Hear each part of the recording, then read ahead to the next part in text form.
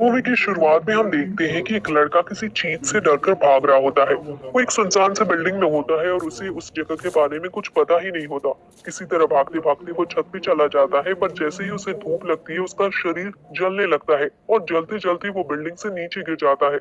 Scene shift होता है 2 दिन पहले। जिस लड़के को हमने स्टार्टिंग में देखा था उसका नाम होता है आरा रागी। वो ब्रिज क्रॉस कर रहा होता है और तभी सामने से एक खूबसूरत लड़की आ रही होती है। अचानक वहाँ एक तेज हवा का झोंका आता है और आरा रागी को वो देख जाता है जो उसको नहीं दिखना चाहिए था। फिर वो ऐसे बिहेव करता है कि जैसे उसने कुछ देखा ही नहीं और वहां से निकलने की कोशिश करता है, पर वो लड़की उससे बात करने लगती है और अपना नाम हनी कवा बताती है। उनकी बातों से हमें पता लगता है कि वो दोनों एक ही क्लास में पढ़ते हैं और एक दूसरे को जानते भी हैं।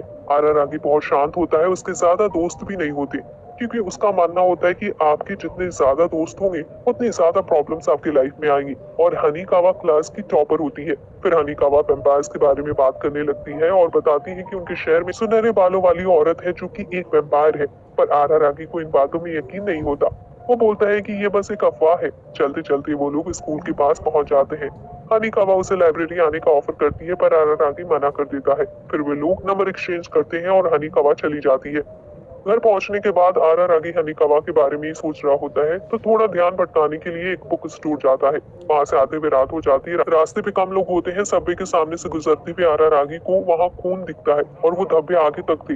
वो उन निशानों के पीछे जाता है। वो थोड़ा डरा भी होता है और लंबी लंबी सांसें लेकर आगे बढ़ रहा होता है। और आगे जाकर आरा रागी जो दिखता है उसकी आंखें फटी की फटी रह जाती है।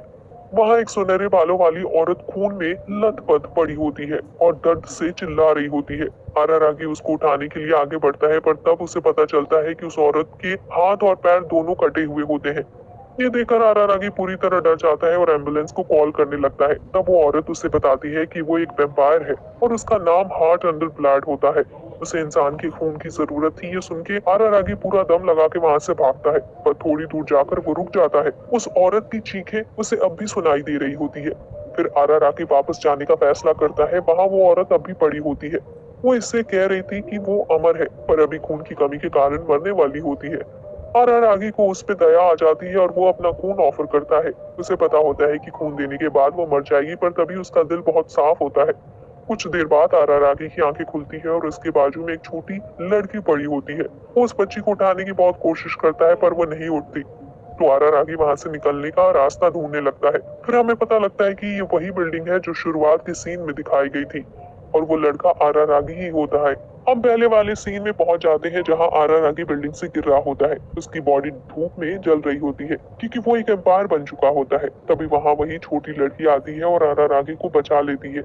वो छोटी लड़की और कोई नहीं, हार्ट अंडर ब्लेड ही होती है। छाव में जाते ही आरा रागी की बॉडी फिर से रीजनरेट करने लगती है। तब वो लड़की उसे बताती है कि वो बच तो गई है, पर कम खून मिलने की वजह से वो छोटी बन गई है। उनकी बातों से हमें पता लगता है कि आरा रागी अब अमर बन चुका है और वो हार्ट अंडर ब्लेड के अंदर में होता है, तो वो धूप में जलकर भी नहीं मर सकता। उसकी बॉडी रीजनरेट करती रहेगी और हार्ट अंडर ब्लेड पिछले 500 सालों से जिंदा होती है और आरा रागी उसका दूसरा गुलाम होता है। और अभी वो छोटी होती है तो आरा रागी उसके साथ मजाक करने लगता है और वो गुस्सा होकर चली जाती है। तो आरा रागी उसे मनाने उसके पीछे जाता है।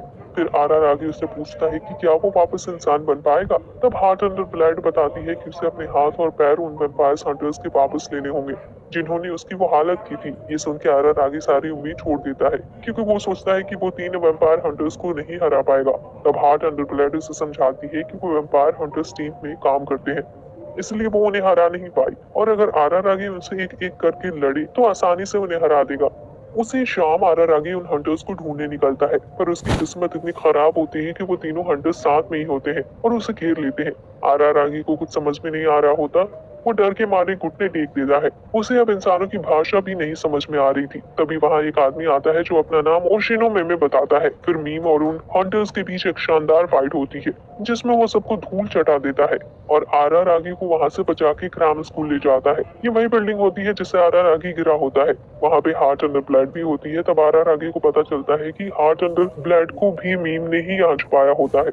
आरा रागी हार्ट अंडर ब्लड से कहती है कि वो उन हंटर्स को नहीं मार पाएगा तब मीम उन्हें बताता है कि वो वैम्पायर हंटर्स को हेट करता है क्योंकि वो लोग सारे वैम्पायर्स को बुरा समझते हैं और बहुत बेरहमी से उन्हें मारते हैं। इसलिए मीम वैम्पायर्स की मदद करता है और मीम खुद ना ही एक इंसान होता है और ना ही वैम्पायर, वो एक होबो होता है। उसका मकसद कुदरत में वैम्पायर्स और इंसानों के बीच संतुलन बनाए रखना होता है। उनकी बातों से हम ये भी समझते हैं कि हार्ट अंडर ब्लेड एक स्पेशल वैम्पायर है क्योंकि वो लोगों की एनर्जी अब्सॉर्ब करके उन्हें कमजोर बना सकती है। मीम आरारागी को ऑफर करता है कि वो उन हंटर्स से हार्ट अंडर ब्लेड के हाथ और पैर वापस दिला सकता है और उसके बदले में आरारागी को 2 मिलियन जापानीज करेंसी देने होंगे। और मीम कभी आरारागी पे पैसों के लिए दबाव नहीं डालेगी और आरारागी कभी भी वो पैसा लौटा सकता है।